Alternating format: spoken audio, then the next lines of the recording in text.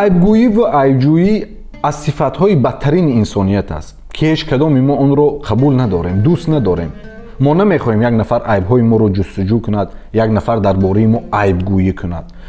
ҳамчунин дигарҳо низ инро намехоҳанд ки мо дар бораи онҳо айбгӯию айбҷӯӣ кунем. Ба ин хотир беҳтараш пеши инро гирем накунем.